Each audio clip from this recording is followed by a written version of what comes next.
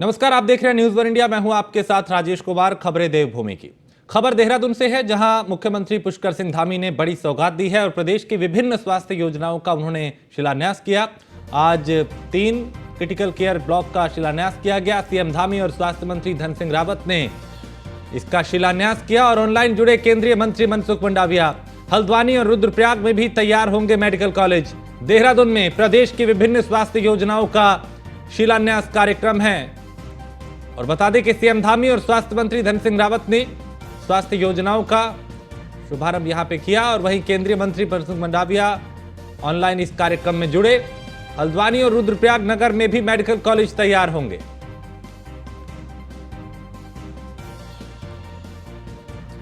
तो आज 3 critical care block का शिलान्यास किया गया और स्वास्थ्य सेवाओं पर खास ध्यान रहा है धामी सरकार का।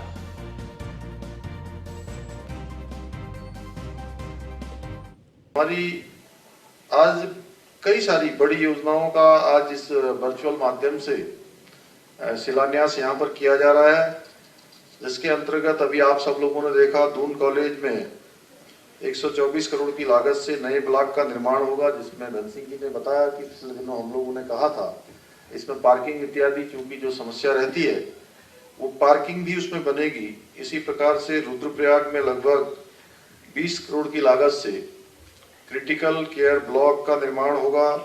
श्रीनगर मेडिकल कॉलेज में 18 करोड़ की धनराशि से सीसीसी ब्लॉक बनेगा। नैनीताल में भी 19 करोड़ की लागत से क्रिटिकल केयर ब्लॉक बनाया जाएगा। आज ऐसी तमाम सौगात देने के लिए, और हमने तो जब भी आपसे जो कहा है उन सभी को आपने उदार हृदय से उत्तराखंड राज्य के लिए आपने स्वीकृति प्रदान की है। और इसके साथ साथ मैं एक वाक्य जरूर आप सबके सामने कहना चाहता हूं, क्योंकि आदरणीय प्रधानमंत्री जी से भी हम लोगों ने बहुत बार एम्स का दूसरा सेंटर खोलने के लिए अनुरोध किया था, और उसमें अगर सबसे प्रमुख भूमिका अगर किसी की रही कि हमारा दूसरा जो सेंटर खुला, तो वो मनसुख भाई की उसमें सबसे बड़ी भूमिका रही, जिसके कारण से हमको एम्स का दूसरा सेंटर भी उत्तराखंड राज्य के अंदर मिला। आप ऋषिकेश में आए थे प्रधानमंत्री जी के कार्यक्रम में। प्रधानमंत्री जी का जब 20 साल प्रधानमंत्री और मुख्यमंत्री के रूप में पूरा होने का कार्यक्रम था, उस कार्यक्रम में आप पधारे थे, तो मैंने आपसे अनुरोध किया कि चूंकि लंबे समय से वहां मांग चल रही है और उस आवश्यकता भी है, क्योंकि उत्तराखंड के साथ साथ जो हमारे पड़ोसी राज्य हैं, उन पड़ोसी राज्यों के लोगों की भी आवश्यकता है कि वहां पर एम्स खुलना चाहिए। तो मनसुख भाई ने कहा कि ये मेरी जिम्मेदारी है, पूरा भारतवर्ष उत्तराखंड के साथ है और ये खुलेगा, और जिस दिन ये एम्स की खुलने की मैं समझता हूं कि सारी औपचारिकताएं। तो सीएम धामी ने बड़ी सौगात यहां पे दी और उन्होंने कहा कि सरकार की कोशिश है कि और बेहतर प्रयास किए जाए, काम किया जाए और स्वास्थ्य के क्षेत्र में ये बड़ा बदलाव किया जा रहा है। आज 3 क्रिटिकल केयर ब्लॉक का शिलान्यास भी किया गया और ये बड़ी बात है।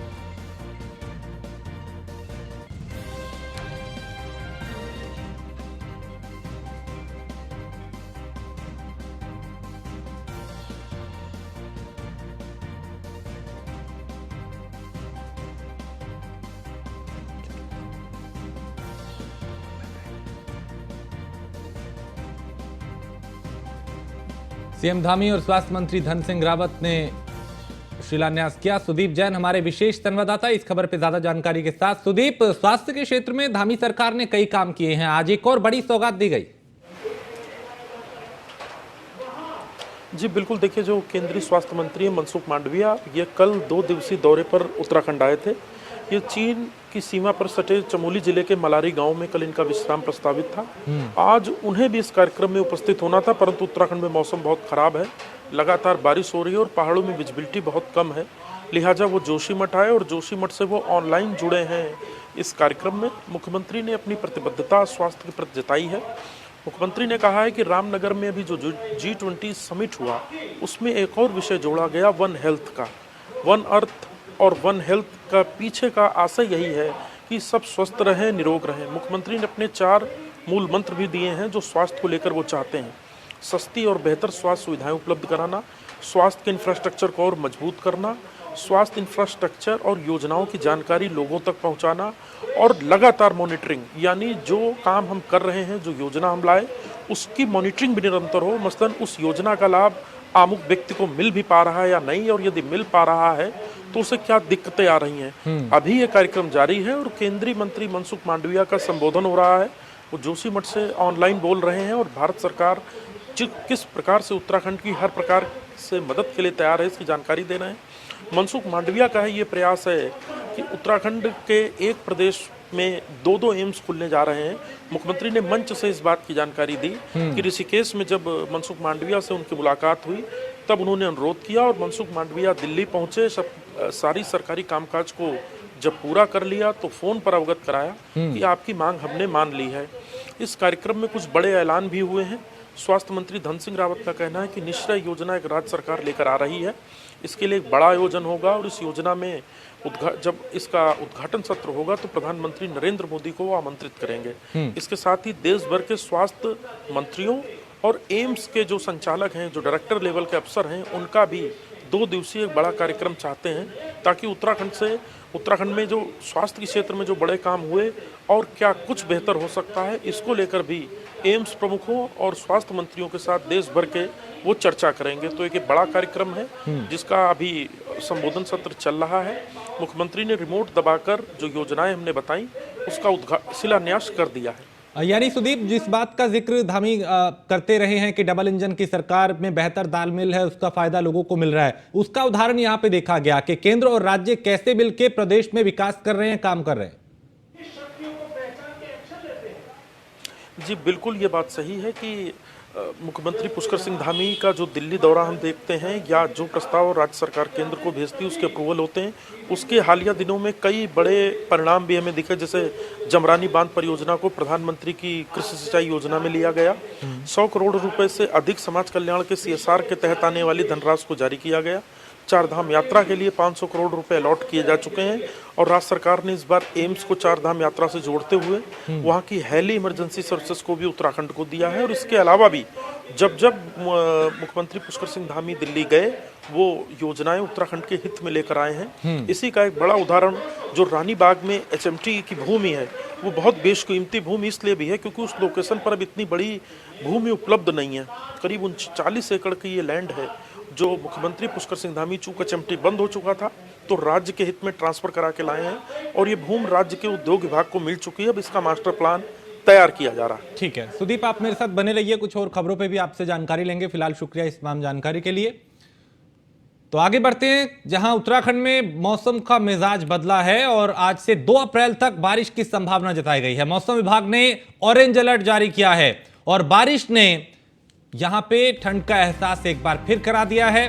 देहरादून में तेज हवाओं के साथ तेज बारिश और तापमान में गिरावट से सामान्य जनजीवन भी प्रभावित हुआ है। उत्तराखंड मौसम विभाग के अलर्ट के मुताबिक प्रदेश में बारिश बर्फबारी ने दस्तक दे दी है और मौसम विभाग के ऑरेंज अलर्ट के मुताबिक 3500 मीटर से अधिक ऊंचाई वाले इलाकों में बर्फबारी की भी चेतावनी जारी की गई है। और इसके साथ ही उत्तराखंड मौसम विभाग के निदेशक विक्रम सिंह ने 31 मार्च, 1 अप्रैल और 2 अप्रैल को कई जगहों पर बारिश और बर्फबारी की संभावना भी जताई है।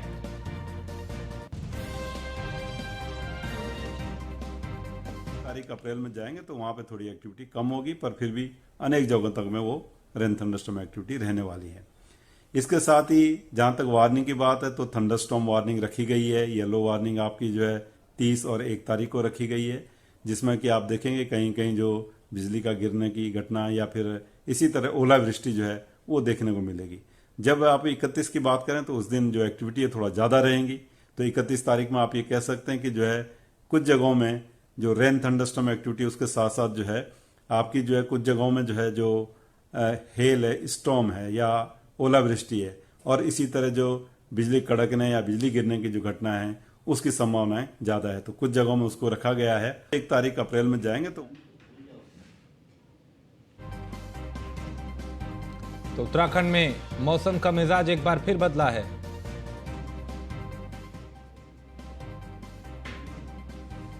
तो ये प्रदेश के गढ़वाल व कुमाऊं दोनों ही मंडलों में कल दोपहर बाद से मौसम का जो मिजाज बदला, उसने गर्मी में सर्दी का एहसास कराया है। यूं तो फरवरी में तापमान मार्च से ज्यादा था, परंतु मार्च अब जाने को है और बारिश व बर्फबारी का सिलसिला थम नहीं रहा है। इससे काश्तकार भी परेशान हो रहे हैं क्योंकि गेहूं के फसलों को ये पानी नुकसान पहुंचा रहा है, जबकि आम और लीची में आ रहे फूलों को भी इससे नुकसान पहुंच रहा है। मौसम विभाग की माने तो एक ये पश्चिमी विक्षोभ है जिसका असर है और 1 तारीख दोपहर बाद से मौसम में परिवर्तन होगा और बारिश बर्फबारी से लोगों को राहत मिलेगी। परंतु मैदानी इलाकों में लगातार हो रही बारिश से सामान्य जनजीवन तो प्रभावित हुआ ही है, साथ ही लोगों की वायरल फीवर, खांसी, जुकाम और नजले की समस्या और बढ़ गई है। मौसम विभाग ने सलाह भी दी है कि यदि पहाड़ों का सफर कर रहे हैं तो सावधान और सतर्क रहने की भी जरूरत होगी।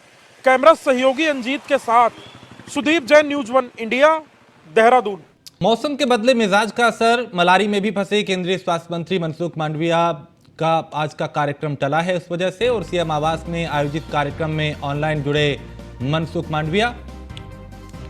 तो मौसम का असर जो है वो उनके दौरे पे भी पड़ा, क्योंकि खराब मौसम की वजह से कई जो कार्यक्रम हैं उन पर भी इसका असर हुआ है। और सीएम आवास में आयोजित कार्यक्रम में ऑनलाइन जुड़े केंद्रीय स्वास्थ्य मंत्री।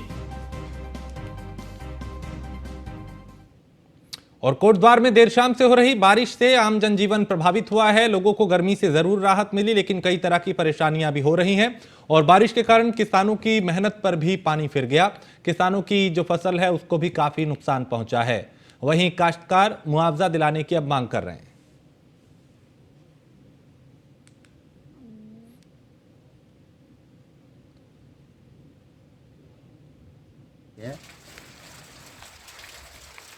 इस बारिश से जो है काश्तकारों को बहुत नुकसान होगा, क्योंकि फसल जो है पक चुकी है और इस समय जो बारिश पड़ रही है इससे फसल को जो है भारी नुकसान हो रहा है।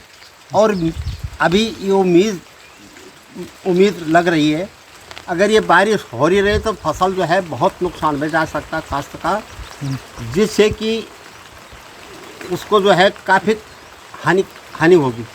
तो इसके बारे में हमारा ये निवेदन है कि सरकार इस पर जो है ध्यान दे और काश्तकारों के हितों के बारे में विशेष ध्यान दे।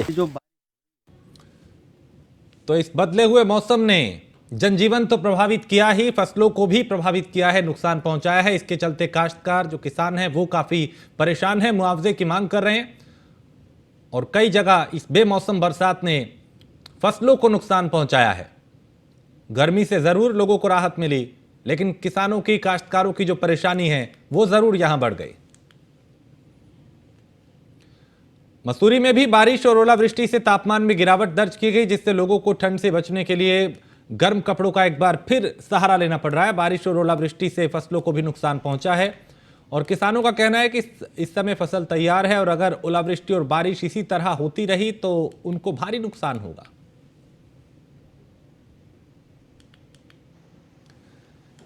तो मसूरी में भी बारिश और बर्फबारी ने जहां गर्मी से राहत दी, वहीं जनजीवन भी प्रभावित हुआ और सबसे ज्यादा असर इसका काश्तकारों को हो रहा है, किसानों को हो रहा है, जिनकी फसलों को नुकसान पहुंचा है।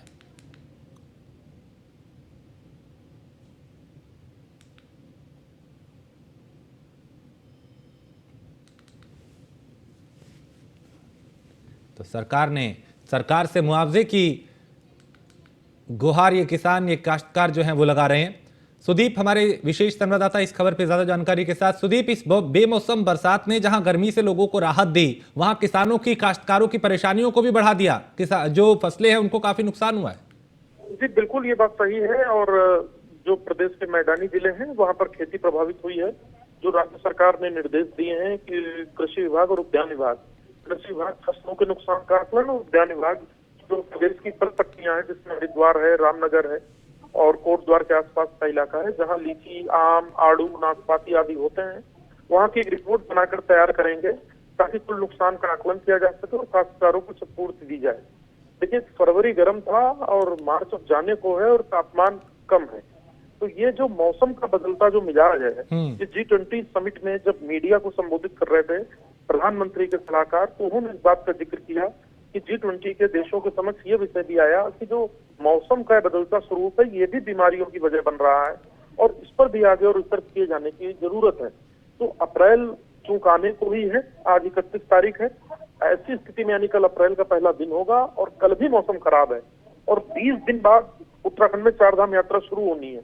तो उत्तराखंड के सामने और भी ज्यादा चुनौतियां हैं क्योंकि केदारनाथ धाम में अभी भी बर्फबारी हो रही है। तो यहाँ राज्य सरकार के सामने, एजेंसियों के सामने ये भी दोहरी चुनौती है कि पर्यटन सीजन को, चारधाम यात्रा सीजन को वो और बेहतर तरीके से संचालित कैसे करें।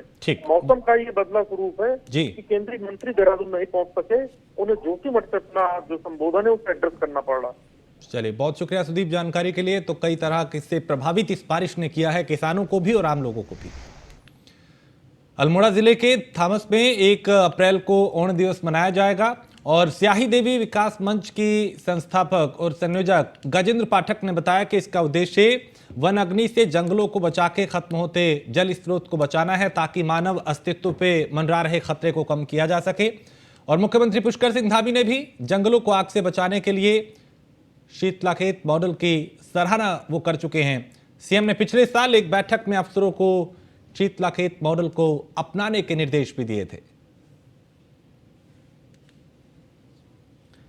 अल्मोड़ा में कांग्रेस के वरिष्ठ नेता पूर्व राज्यसभा सांसद प्रदीप टमटा ने उत्तराखंड सरकार के 1 साल नई मिसाल पर निशाना साधा और कहा कि धामी सरकार जो जश्न मना रही है, क्या सरकार प्रदेश के यूकेएसएससी, बेरोजगारी, महंगाई जैसे मुद्दों का जश्न मना रही है। उन्होंने कहा कि आज प्रदेश में जो भ्रष्टाचार हो रहा है, बेरोजगारी अपनी सीमा से पार है। ऐसे में प्रदेश की सरकार जो जश्न मना रही है वो प्रदेश की जनता के साथ एक बहुत बड़ा मजाक है।